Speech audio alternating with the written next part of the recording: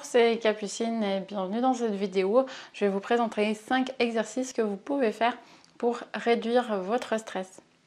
Bon, ce qu'il faut comprendre déjà, c'est que le stress, c'est un mécanisme physiologique et c'est lié à notre survie. Donc on en a besoin. Ça a été fait à l'époque où...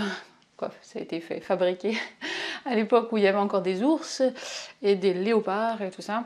Et du coup, il fallait pouvoir, pour échapper à ce monde dangereux, le corps a produit beaucoup d'hormones de stress qui vont nous permettre de combattre ou de fuir.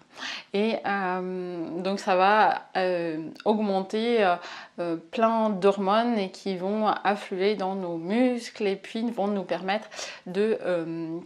d'échapper au danger. Sauf qu'aujourd'hui, eh bien, il n'y a plus d'ours, mais les hormones sont toujours les mêmes. Et du coup, par exemple, si vous avez un conflit au travail ou dans votre couple, en fait, le niveau de stress, il va augmenter. Mais comme vous vous êtes ni battu, vous n'avez pas foutu un coup de poing à votre patron et vous vous êtes pas échappé de votre bureau, et ben, le taux d'hormones il augmente. Et si vous avez un stress le lendemain matin, ben, ça augmente encore un petit peu au niveau d'au-dessus. Ce qu'il faut savoir, c'est que l'apparition du stress, il est le même qu'il y a des milliers d'années et la manière de faire redescendre le stress, c'est la même chose également. Ça veut dire que l'effort seulement fait chuter ces hormones de stress. Alors, il y a eu des thérapies au Canada, je sais qu'ils ont mis ça en place. Par exemple, les gens qui font des burn-out, ils vont d'abord les faire marcher. Pendant une semaine, 15 jours, d'abord vous marchez en fait. D'abord vous faites chuter le taux d'hormones. Et ensuite, on va réfléchir, on va faire une psychothérapie, du coaching, etc. Mais d'abord, en fait, on va d'abord faire redescendre le niveau hormonal. Donc la première chose que vous pouvez faire, si vous avez trop de stress, eh bien c'est marcher, tout simplement. Et marcher régulièrement. Ou marcher quand vous avez eu un coup de stress au travail, et bien le soir, vous prenez une demi-heure, vous allez marcher. L'erreur parfois qui est faite, c'est que les gens ils vont aller courir à fond. Alors ça peut être intéressant, mais quand on court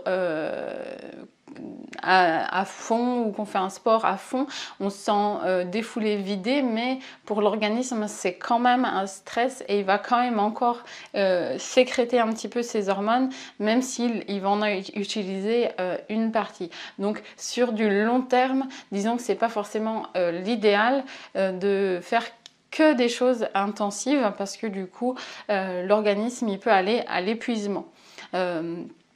On devrait passer 80% du temps dans la détente et on devrait le danger, le stress, c'est qu'une partie infime de notre vie. On ne peut pas l'enlever, je veux dire, on n'est pas dans le monde des bisounours, on a forcément des choses qui vont nous stresser et ça fait partie de la vie. Mais on devrait passer la majorité de notre temps en fait dans des phases détendues et c'est pour ça que moi je préfère conseiller quand même la marche douce, marche ou marche soutenue, après ça dépend, voilà, si vous êtes déjà sportif ou pas, pour réduire le stress. Une autre chose qui est importante selon moi, c'est les gens qui sont stressés, en fait, c'est aussi des fois des mécanismes où en fait ils vont anticiper des choses. En fait, ils vont se dire ah oui, mais demain il y a ça à faire et puis il faut rendre le compte rendu et puis payer les impôts etc. Et en fait ils vont toujours être dans le futur et c'est ça qui crée aussi le stress. Donc une des choses que vous pouvez utiliser, c'est de revenir dans le ici et maintenant et de profiter de l'instant présent. Pour ça, vous pouvez utiliser plusieurs choses. Vous pouvez utiliser la respiration, simplement de inspirer, expirer. Qui prend le temps dans sa journée de faire ça? Peu de personnes, moi y compris, mais de temps en temps, ça fait du bien de respirer en fait. Une chose que j'aime bien aussi parfois conseiller, c'est l'utilisation de la cohérence cardiaque. Je ne sais pas si vous avez déjà entendu parler de ça. C'est un Canadien encore qui a mis ça en place. Vous pouvez taper cohérence cardiaque et donc il fait inspirer pendant 5 secondes, expirer pendant 5 secondes et ça pendant 5 minutes, 3 fois par jour. Et donc il a pas mal d'études qui ont été faites sur le sujet avec des résultats assez impressionnants, baisse de la tension, baisse du rythme cardiaque. Il y a vraiment plein d'améliorations sur plein d'aspects de la vie et vous avez des petites applications sur téléphone où vous pouvez avoir votre guide respiratoire et puis si vous n'avez pas le temps de faire 5 minutes, vous pouvez très bien faire 2 minutes pendant votre pause chez vous, voilà, prendre ces quelques minutes pour respirer et essayer de revenir dans l'instant présent, ici et maintenant. Une autre chose pour revenir un peu dans le ici et maintenant, c'est l'utilisation d'un réflexe. On a un réflexe qui s'appelle le réflexe de redressement statique, c'est-à-dire qu'on a la capacité à se redresser et à se tenir droit. Et souvent, voilà, vous avez vu, même moi, j'étais pas complètement redressée. Voilà. Donc vous pouvez vous redresser et utiliser ce réflexe pour vous tenir bien droit. Et je trouve que ça, c'est un exercice aussi qui a été utilisé par exemple en coaching, où on va utiliser ce qu'ils appellent le centrage. En fait, c'est d'être ici, maintenant, au bon endroit et de faire les bonnes actions. Et ce réflexe, c'est un petit peu ça, c'est se redresser et se recentrer sur soi et donc vous pouvez juste l'utiliser physiquement, voilà, vous redresser. Simplement même assis sur une chaise. Je ne sais pas si vous avez déjà vu les Africaines, souvent elles ont ce qui portent sur la tête, en fait, elles utilisent leur réflexe de redressement statique. Et aujourd'hui, on ne porte plus du tout sur la tête. Et on est plutôt sur les téléphones comme ça, donc on a plutôt tendance à se voûter. Donc voilà, de temps en temps, 1 fois par jour, 2 fois par jour, pensez à se redresser pour revenir dans l'instant présent. Donc ensuite, ce que vous pouvez utiliser, c'est la compréhension de la physiologie de l'effort, ce que je vous ai déjà parlé tout à l'heure. C'est-à-dire que si vous faites des efforts trop intensifs, en fait, vous allez finir par vous épuiser. Parce que quand on fait des efforts intensifs, qu'est-ce qui va se passer? Vous allez avoir de l'adrénaline, des endorphines. C'est pour ça aussi des fois qu'on se sent bien, c'est à cause de ces endorphines. Mais ça va être assimilé par le corps comme un stress, une agression. Et donc si vous faites du sport intensif, donc vous allez avoir de l'adrénaline, que vous avez du stress au travail et que vous avez du stress chez vous, en fait, même quand vous faites du sport, que vous croyez vous détendre, vous faites encore du stress. En tout cas, le corps va... c'est les mêmes hormones, en fait. Donc c'est bien réfléchir en fait à cet équilibre. On peut faire des choses intensives mais peut-être pas tout le temps. Et ce que je vous disais, c'est voilà, la majorité de l'entraînement devrait être à des allures tranquilles. Les sportifs de haut niveau qui s'entraînent tous les jours, la majorité de leur entraînement est de l'entraînement à basse intensité. En fait. Parce que physiologiquement, on ne peut pas supporter de faire que de l'intensif. Et les personnes qui sont en loisir, proportionnellement font beaucoup plus de choses intensives que les sportifs de haut niveau. Ils vont plutôt se rapprocher du 50%, 50% en fait. Ils vont faire 50% intensif, 50% en endurance. Et c'est là où on va à la blessure ou à la fatigue en fait. Donc c'est vraiment réfléchir à comment est-ce qu'on fait du sport.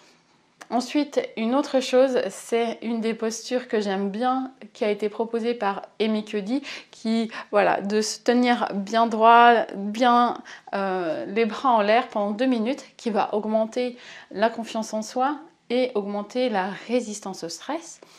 Amy Cuddy, elle est neuroscientifique et elle a fait des dosages hormonaux dans la bouche. Elle s'est rendue compte que cette posture bien droite augmenter la testostérone et augmenter le cortisol qui fait donc une augmentation de la confiance en soi et une augmentation de la résistance au stress.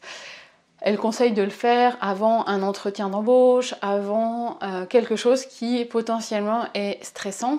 Donc pour augmenter un peu son niveau de testostérone. Même les femmes, hein, on a de la testostérone en quantité moindre, mais on en a quand même. Et où on va voilà, augmenter un petit peu la confiance en soi. Donc voilà, à tester. Moi en tout cas, je l'ai testé avec beaucoup de plaisir et ça marche vraiment très bien. Ensuite, un exercice aussi qui peut vous permettre de réduire un petit peu le stress, c'est d'utiliser les schémas croisés. Donc qu'est-ce que c'est? C'est le fait de croiser le bras et la jambe en fait, qui sont des exercices qu'on retrouve en brain gym, qu'on retrouve dans les réflexes archaïques. Et c'est un exercice qui va permettre de connecter votre cerveau. Si je contracte ce bras-là, c'est ce cerveau-là qui fonctionne et l'inverse. Donc en fait, si vous faites le bras et jambes opposées, vous allez pouvoir connecter le bras et la jambe et donc les deux cerveaux. Et même Paul Landon lui dit qu'en fait ça va nous permettre d'utiliser nos trois cerveaux, le droit, le gauche et les deux ensemble. Et je pense que pour bien fonctionner dans la vie et réduire le stress, c'est important que notre cerveau il fonctionne bien et qu'il soit bien connecté. Donc j'aime bien voilà, cet exercice que vous pouvez faire et que vous pouvez faire aussi aux enfants. Ensuite, un dernier exercice que j'aime bien, que vous pouvez utiliser aussi pour les gens qui réfléchissent tout le temps et qui pensent tout le temps à plein de trucs, c'est d'utiliser le mouvement des yeux. Donc je vous montre. Voilà, vous allez faire droite, gauche, au bas et vous pouvez même faire des 8. Donc si vous essayez chez vous, vous allez vous rendre compte qu'en fait, on ne peut pas penser et bouger les yeux. C'est pas possible. Parce que l'œil, il nous permet d'aller chercher l'information dans notre cerveau. Et du coup, le fait de bouger les yeux, alors vous pouvez faire ça même sans le stylo, hein, mais va couper en fait le flux des pensées là, qui défilent dans votre tête. Et ça peut permettre de faire un petit peu pause de temps en temps avec son cerveau qui tourne un petit peu trop vite. Voilà, j'espère que cette petite vidéo vous a plu, sur tout ce que vous pouvez mettre en place pour réduire le stress. Donc jusqu'à samedi, vous pouvez retrouver ma dernière formation à un prix spécial sur comment atteindre son poids de santé et comment on va pouvoir utiliser la marche pour optimiser son poids, les connaissances sur l'alimentation, le sucre, les croyances qu'on a sur le gras, toute la mécanique aussi de la marche, comment vous allez pouvoir muscler vos abdos, les fessiers, les mollets, tout ça juste en marchant. Je vous reparlerai de la physiologie de l'effort dont on a parlé un petit peu là pour justement optimiser et entraîner son corps en fait à utiliser du gras plutôt que de produire ces hormones de stress en fait. Comment rester sous ces seuils des hormones de stress, quoi. Comprendre la physiologie de l'effort. Pour moi, ce qui est important, c'est pas de vous donner une liste avec tout ce qu'il faut appliquer, mais c'est plutôt de vous donner les connaissances et qu'ensuite vous puissiez adapter à votre vie et à vos contraintes actuelles. L'idée pour moi, c'est de vous rendre indépendant grâce aux connaissances. En fait, l'idée, c'est que vous soyez votre meilleur coach et grâce à ces connaissances, en fait. Voilà, à très bientôt. N'hésitez pas à partager la vidéo et à cliquer pour vous abonner.